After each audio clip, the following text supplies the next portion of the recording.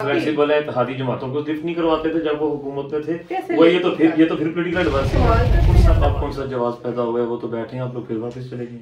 वापस कहाँ गए हैं? आप लोग अपने इस्तीफे वापस लेने का अब पीटीआई में ऐसा क्या है जो बाकी सियासी जमातों में नहीं? मेरा ख्याल है कि अस्सलाम वालेकुम नाज़रीन, मैं आपका मेजबान ज़ीशान उज़्ज़दाम और एक बार फिर आप सबको खुश आमदीद कहता हूँ सिटीजन न्यूज के प्रोग्राम शतरंज में। मुख्तलिफ हल्कों में मुख्तलिफ सियासी जमातों के जो नुमाइंदेगान हैं उनके साथ वन ऑन वन इंटरव्यूज का सिलसिला जारी है और आज जो शख्सियत हमारे साथ मौजूद है वो उनका ताल्लुक पाकिस्तान तहरीक इंसाफ से है और वो x federal parliamentary secretary for housing and works जनाब चौधरी ताशफीन सफदर मराला साहिबा हैं और वो इस वक्त हमारे साथ उनके अपनी रिहाइश पर मौजूद हैं। आज हम उनसे बात करेंगे पाकिस्तान के सियासी और समाजी मामलात पर। Welcome to the show madam. Thank you and thanks for being with us. आपने अपने कीमती वक्त में से हमारे लिए वक्त निकाला। We are really obliged. नहीं, थैंक यू, आप लोग आए और आपने इतना अच्छा मौका दिया मुझे अपनी बात पहुंचाने का पब्लिक को। सो आपका एक सियासी खानवादे से ताल्लुक है। आपके जो आप ग्रैंड डॉटर हैं पाकिस्तान के एक्स प्रेसिडेंट फजल चौधरी मरहूम साहब। आप पाकिस्तान में डिनेस्टिक पॉलिटिक्स को कैसा देखते हैं?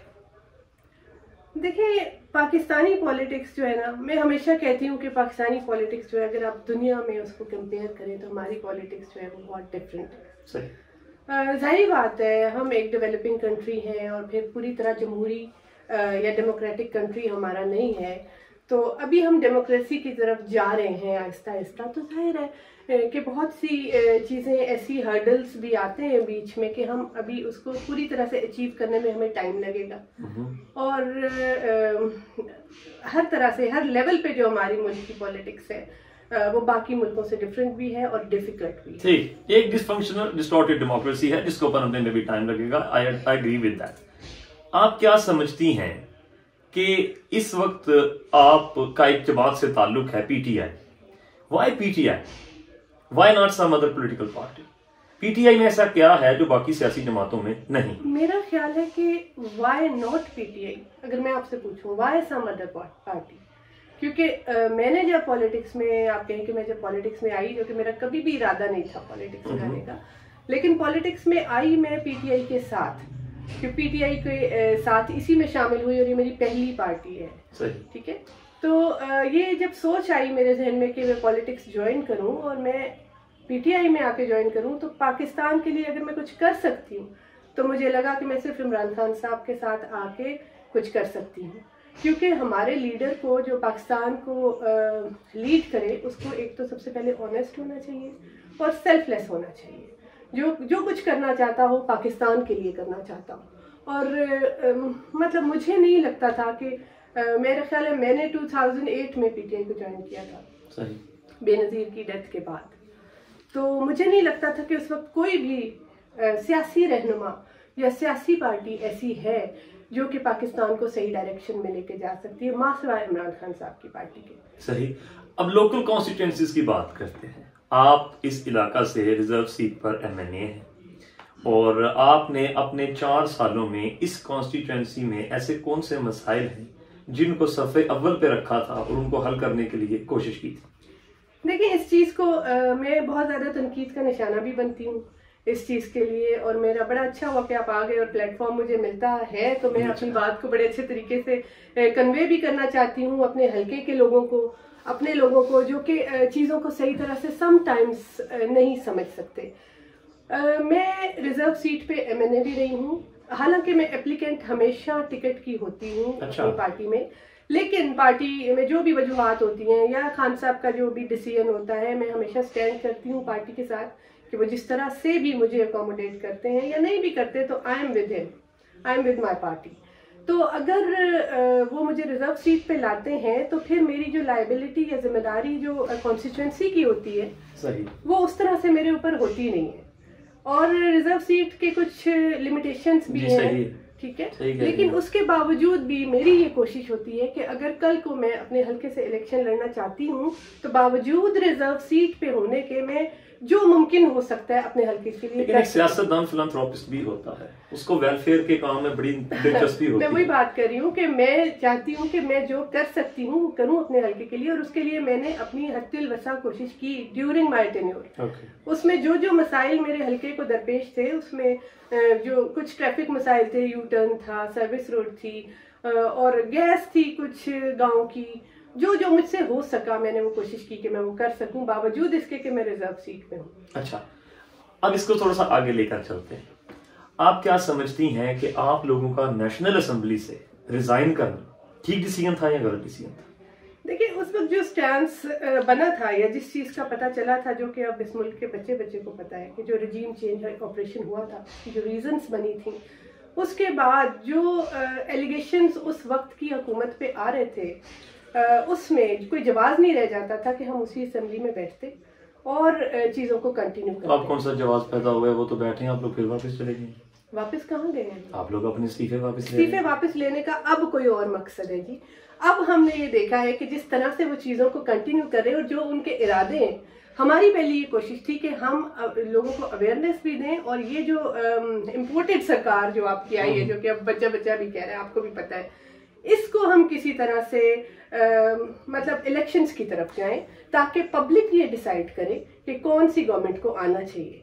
लेकिन जब ये लोग एक गलत इरादे से और एक इरादा करके बैठे हैं और मतलब एक प्रॉपर प्रोग्राम के साथ आए हैं, और उसमें हमने ये देखा है कि ये अपने उन इरादों को इस तरह से पाया तकमील को पहुंचा रहे हैं कि अपोजिशन लीडर अपनी मर्जी का लगा के, कवानीन अपनी मर्जी से बना के, और वो चीज़ों को और मुल्क को एक गलत डायरेक्शन में ले जाना चाह रहे हैं।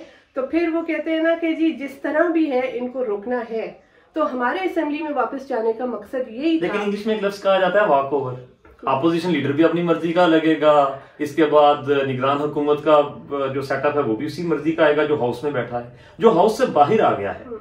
देखिए, सियासत में हम एज अ सहाफी, मैं सिर्फ इतना, आप माशाल्लाह सियासी खानदान से ताल्लुक है, आप सियासत को बेहतर समझती हैं, लेकिन सियासत में किए हुए फैसले ठीक या गलत नहीं होते, उनके नताइज ठीक या गलत होते हैं। कि आज आप लोग अपने एक फैसले पर दोबारा से रिवर्स मोड में जा रहे हैं, यूटर्न में जा रहे हैं कि आप इस्तीफे वापस ले रहे हैं, तो इसका मतलब है कि आप लोगों का वो किया हुआ फैसला फिर गलत था। मेरी बात, और क्या वो फर्दे वाहिद का फैसला था क्या जमात का फैसला? नहीं, हमारे जो भी फैसले होते हैं वो हमारे एक मीटिंग बुलाई जाती है और उसमें बैठ के होते हैं और हर तरह की डिस्कशन होती है। जब रिजाइन करने का फैसला था तो वो भी उसमें बहुत से जो पार्टी रहनुमा है वो ये भी कह रहे थे कि नहीं करना चाहिए। अच्छा, कुछ कह रहे थे कि करना चाहिए। लेकिन पार्टी के जो बादशाह हैं उनकी नहीं, नॉट बादशाह। मेरा ख्याल है कि जितनी डेमोक्रेसी या जितनी आज़ादी हमारी पार्टी में है, मैंने किसी और पार्टी में देखी नहीं है। हमारे जो चेयरमैन है उनको हम मतलब कोई एक वर्कर भी आके उनके ऊपर तनकीद कर सकता है, उनको कुछ भी कह सकता है, और वो हंस के वो तनकीद अपने ऊपर लेते भी हैं, और वो उसको सही, अगर उन्हें लगता है कि उनमें कोई गलती है तो वो उसको सही करने की कोशिश भी करते हैं। इसीलिए यू टर्न का नाम हमें दिया जाता है अक्सर। अच्छा। क्योंकि यू टर्न लेना सियासत में बुरी बात नहीं होती, कभी भी नहीं होती। अगर आपको अपना डिसीजन गलत लगता है और आपको ऑन लार्जर कैनवस चीज़ों को बेहतर करने के लिए आप वो स्टबननेस नहीं दिखाते हैं, तो आप वापस अपना डिसीजन ले सकते हैं। आपके कोलीग जो डायरेक्ट कॉन्स्टिट्यूएंसी से इलेक्ट हुए हैं, सैयद फैजल हसन शाह साहब, उनका कहना था, जब मैंने उनका ये इंटरव्यू किया कुछ दिन पहले, जो ऑनर भी हुआ, उनका कहना था हमारा ये फैसला गलत था, लेकिन पार्टी के जो हमारे चेयरमैन साहब हैं उनका ये फैसला आखिरी था कि हमने इस्तीफे देने ही देने। देखिए, मैंने आपको जवाब बताया, मैंने आपको रीजन दी, और मैंने आपको ये भी बताया, मैं उस मीटिंग में मौजूद थी, फैजल हसन शाह साहब भी मौजूद थे, हमारे कुछ रहनुमा चाहते थे कि इस्तीफे ना दिए जाए। जाहिर है कि हमारे साथ बहुत से सीजन्ड पॉलिटिशियन भी आए थे जो कि टिपिकल ट्रेडिशनल पॉलिटिक्स करते हैं, ठीक है, और वो अपने पुराने तरीके से या जिस तरह भी हमारी इस मुल्क की 75 साल सियासत हो रही है उस तरह से वो उसको आगे बढ़ाते हुए वो चाहते थे कि उस तरह से शायद इस्तीफे ना दिए जाएं, या हम अपना रोल प्ले करें, असेंबली के अंदर करें, अपोजिशन में बैठें। इसी तरह कई हमारे जो लीडर्स थे उनकी ये ख्वाहिश थी कि नहीं, हमें इस असेंबली में अब नहीं बैठना चाहिए, हमें रिजाइन करना चाहिए, और इस तरह एक मुश्तरका एक ये डिसीजन लिया गया था। और मेरा ख्याल है हम मान लेते हैं मैक्सिमम लोग यही चाहते थे कि हम इस असेंबली, तो इसके जो नताइज निकले हैं, इसका मतलब है आपकी जमात की जो अक्सरियत फैसला कर रही है आपकी जमात में पॉलिटिकल एक्यूमन में मुझे कोई शक नहीं है, लेकिन आपकी बात से यूं लग रहा है कि क्या आपकी जमात ने जो एक मुश्तरका फैसला किया उस पर वापसी करनी पड़ रही है। So is there a question mark on political acumen of your leadership के डिसीजन लिया और अब वापस जा रहे हैं? मैं नहीं समझती कि हमें कोई भी गलत नतीजा मिला है अपने उस डिसीजन का। मैं ये समझती हूँ कि अगर हम असेंबली से बाहर आए भी थे तो उस वक्त से आज तक जो पब्लिक में पॉपुलैरिटी खान साहब की, पीटीआई की, और जिस तरह अवेयरनेस हमने जलसों में, जुलूस में, अपने रोड पे आके पब्लिक को दी है, वो हम शायद असेंबली में अपोजिशन में बैठ के ना दे सकते। लोगों को कुछ बताने के लिए कुछ कुर्बानियां भी देनी पड़ती हैं, उन मराहत से, उन सीटों से बाहर भी उठ के आना पड़ता है, पब्लिक के साथ भी खड़ा होना पड़ता है, उन्हें बताना पड़ता है कि ये जगह हम यहाँ नहीं बैठना चाहते क्योंकि दिस इज द रीजन। और मैं समझती हूँ कि आज जो पब्लिक इमरान खान के साथ खड़ी है वो शायद उस वक्त नहीं खड़ी थी जब हम असेंबली में थे। With due all respect, what do you think which is the best place to protest, on the floor of the house or on the roads? जो खान साहब की बात करें, अगर पर्टिकुलरली एक ऐसे लीडर की जो इस वक्त कहते हैं लोगों के दिलों में बसता है, तो वो तो जहां भी खड़ा हो जाए पब्लिक उसके साथ है। हाँ, कुछ लोगों की राय, डेमोक्रेटिकली पूछ रहा हूँ, डेमोक्रेटिक नॉर्म्स के तौर पे पूछ रहा हूँ, कुछ लोगों की बेहतर जगह फ्लोर ऑफ द हाउस है या रोड्स है? Obviously floor of the house है। तो क्या आप समझते हैं इस मुल्क के हालात मुतहम्मिल हो सकते हैं तो रोज सड़कों पर आया जाए? बात कर रही हूँ कि अगर नॉर्मल हालात होते हैं तो floor of the house best place है कि आप उस पर करें।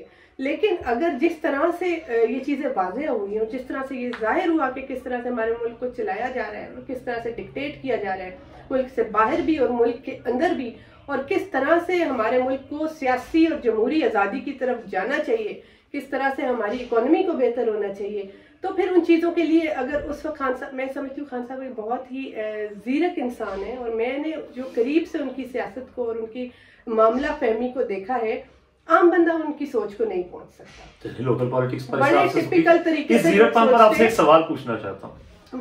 बड़े टिपिकल तरीके से लोग सोचते हैं और वो ये नहीं सोच सकते। लोगों का सोचना हक है, उनका जमहूरी हक है। लेकिन एक बड़ा ही जीरक वाले लफ्ज पर आपसे एक सवाल पूछना चाहता हूँ।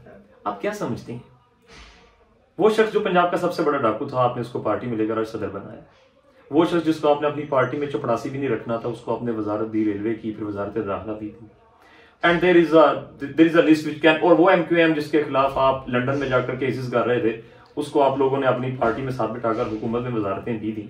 और फरोग नसीम, आप जैसे आपकी पार्टी के बाद में कॉन्फ्लिक्ट भी हो गया, जस्टिस काजी फायजी साहब को कौन नरगे में ला रहा था, दैट इज एंटायर हिस्ट्री। जीरकपन से इंसान सीखता है और अपने फैसलों पर खड़ा रहता है। अपने फैसलों पर खड़ा रहने की बजाय, जैसे मिसाल के तौर पर आप लोगों ने सूबाई असेंबली डिसॉल्व की, अब उस सूबाई असेंबली को डिसॉल्व करने के बाद अब आज आप लोग नहत्ते हो चुके हैं, आप लोग पावर कॉरिडोर से बाहर आ चुके हैं। तो एडिटेशन के जरिए क्या मुल्क को नुकसान नहीं होता, मुल्क की इकोनॉमी को नुकसान नहीं होता? क्या ये मुल्क मुतहम्मिल हो सकता है कि इस तरह रोड्स बंद किए जाएं, इस तरह सड़कों पर आकर रोज एहतजाज किया जाए?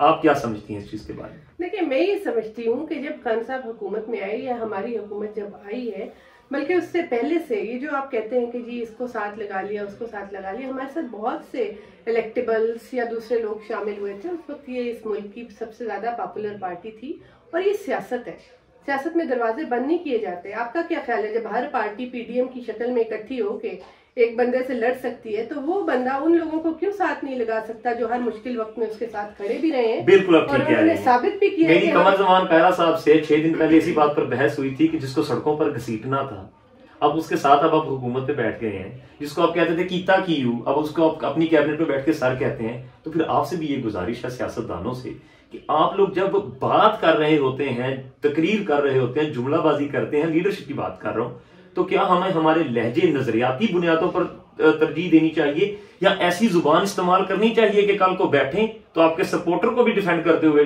तकलीफ? देखिए, ये बात बिल्कुल सही है, इस बात पे मैं आपसे एग्री करती हूँ कि जब सियासत के अंदर हम बात करते हैं तो हमें एक हद से आगे नहीं गुजरना चाहिए। आधे प्रोग्राम में हमारा किसी बात पर एग्रीमेंट हो गया। एक हद से आगे नहीं गुजरना चाहिए, लेकिन जब मैं ये बात करूंगी कि पीडीएम सारी इकट्ठी होके बैठी है, तो सियासत में अभी हम पावर में नहीं आई थी हमारी पार्टी। बहुत पहले के क्लिप्स निकाल के आप देखो, खान साहब ने कहा था कि जब मैं आऊंगा, मैं इस मुल्क की बेहतरी के लिए काम शुरू करूंगा तो ये सारे भाई बन जाएंगे, ये इकट्ठे हो जाएंगे। वो बात साबित हुई और हमारे साथ जो लोग आए हैं उनको कहीं ना कहीं वो खान साहब के साथ खड़े भी रहे मुश्किल वक्त में, उन्होंने मुल्क की बेहतरी के लिए कुछ इकदाम भी किए और उन्होंने साबित किया अपने आप को कि हम इस तरह से फेयरली आपके साथ खड़े हैं, तब हमारे साथ वो शामिल हुए।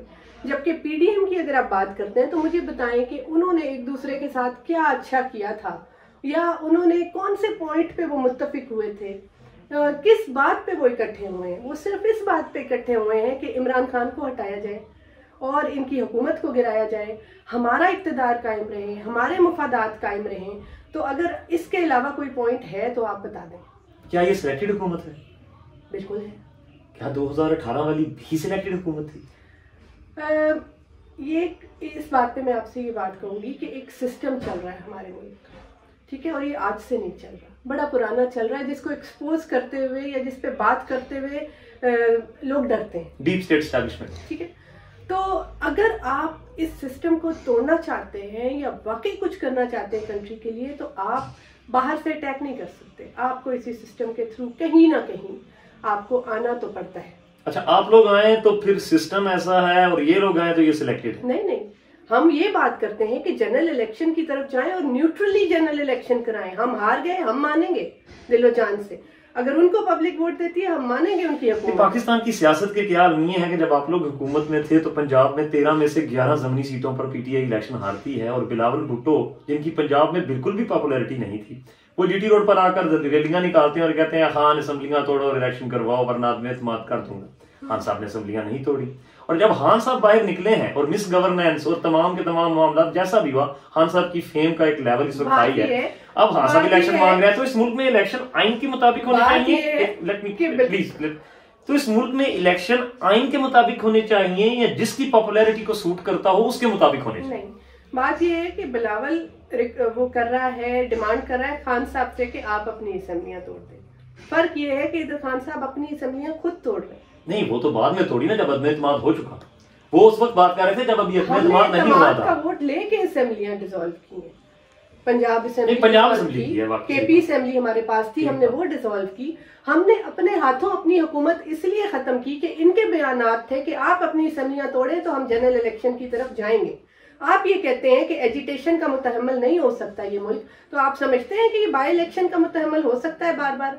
मुल्क के 70% आपकी सीटें खाली पड़ी हैं और ये कह रहे हैं कि हम सूबाई इलाकों में बाई इलेक्शन करवाएंगे। तो वो सीटें भी तो आप लोगों के इस्तीफों की वजह से खाली पड़ी हैं। इनकी डिमांड थी अगेन एंड अगेन कि ये सीटें आप खाली करें तो हम जनरल इलेक्शन की तरफ जाएंगे। क्यों आप ये सीटें खाली नहीं करेंगे? क्योंकि आपकी हुकूमत है, आप यहाँ पावर में बैठे हैं, खान साहब को प्रोटेक्शन मिल रही है केपीके में और पंजाब में। जब पीडीएम कहा करती थी कि हम लोग अपने मैं कहती हूँ कि अगर पीडीएम के पास इतनी सी भी, ये चप्पे पे हुकूमत है पीडीएम के पास इस्लामाबाद में, इतनी सी हुकूमत होना, इनके अंदर ये हौसला नहीं है इनको कह के देखो, ये लॉजिकली इनका बनता नहीं है कि ये इतनी हुकूमत पे बैठे हैं इस्लामाबाद के अंदर, लेकिन इनके अंदर इतने भी मॉरल एथिक्स नहीं है कि ये असेंबलियां तोड़े। लेकिन क्या उनको अपनी आईनी मुद्दत पूरी करने का हक हासिल नहीं है? 14 लोग आईनी मुद्दत उनकी पूरी हो चुकी है, अब वो 1 साल 2 साल बढ़ाने के इंतजाम में बैठे हैं। चले, being on the devil side, एक और बात पीटीआई के बारे में कही जाती है, वो ये है कि ये लोग इलेक्शन चाहते हैं कि 17 सितंबर से पहले हो जाए। उसकी वजह यह है कि एक बहुत अहम तैनाती होनी है 16 सितंबर 17 सितंबर के बाद, और उसके बाद फिर सुप्रीम कोर्ट ऑफ पाकिस्तान से अच्छी खबरें नहीं आएंगी। जज ये नहीं कहेंगे को बेंच पे बैठ के वकाला से आप बैठे रहे, हम हैं ना आपके लिए बात करने को, और फिर जज ये भी नहीं कहेंगे कि हम अपने पहले किए हुए फैसले को रिवर्स करते हैं, क्योंकि इंसानों से ही गलतियां होती हैं। तो क्या इस बात में आप कोई सदाकत समझते हैं? देखिए, ये बात तो सबके सामने, जुडिशरी ने जिस तरह से हम लोग रात के 12 बजे अदालतें खुली, सारा कुछ आपके सामने, और जिस तरह से अब हो रहा है, जिस तरह से चीजें चल रही हैं, I don't want to talk on judiciary and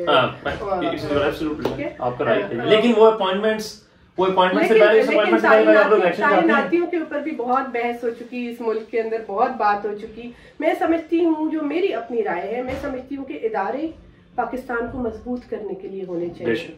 इदारे एक गवर्नमेंट के अंडर काम करते हैं, इदारों का मकसद वो होता है जो उनका काम है उनको वो करना चाहिए, ना कि उनको मुल्की मामलात में या रियासत की उसमें अमल दखल करके उसको ओवर क्या कहते हैं कि उसको कंट्रोल करना चाहिए। ये हमारे सियासतदान तभी क्यों कहते हैं जब वो अपोजिशन में होते हैं, जब इदारे उनको हुकूमत में ला रहे होते हैं, जब रातों रात बलूचिस्तान में बात बनती है, जब रातों रात इस मुल्क में टिकट बांटे जाते हैं। मैं ये समझती हूँ उस वक्त नहीं बोलते। सबसे ज्यादा इदारों को मजबूत करने की बात अगर पाकिस्तान में किसी लीडर ने की है तो वो इमरान खान साहब है।